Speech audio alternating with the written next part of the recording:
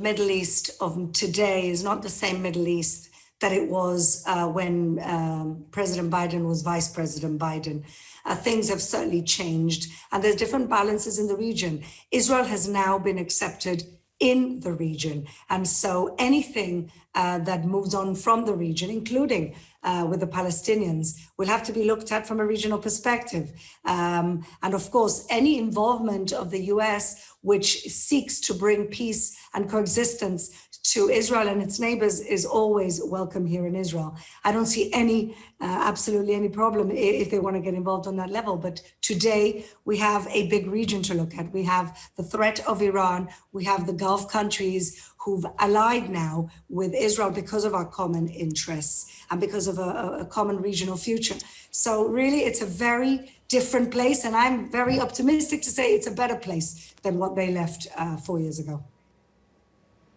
Fleur, before we let you go, just a little bit of a kicking the can down the road scenario. Obviously, the Biden team has been quite vociferous in their rejection of maximum pressure. And they want to get started on those talks with Iran as soon as possible. What's your take on that with regards to the maximum pressure taking their foot off the gas? Because I spoke with your energy secretary just yesterday, and he was essentially saying to me, we think that maximum pressure actually, made a huge difference. We want that to continue. Do you believe that the maximum pressure campaign should be continued under the Biden administration?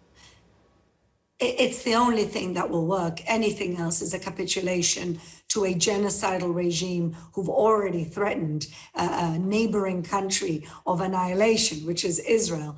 Like I said earlier, the difference between now and then is that now we are aligned with friends in the region who have the same concerns about Iran. So it's not going to be Israel fighting on its own here to try and keep the maximum pressure. It's going to be Israel, the Gulf countries, and possibly even Saudi Arabia. That's going to be putting the pressure on the United States to keep the pressure on Iran. And I think that that's the only policy that's shown any signs of working, because when you do a rapprochement with a country like Iran, you find that they're doing a centrifuge enrichment behind your back. And there's really no guarantees that they won't. The original Iranian agreement was basically giving them a pathway towards building a nuclear weapon. And there's something that nobody in the region wants. And America, I hope, will come around to understanding that it's not just an Israel question here. It's an entire Middle East regional question.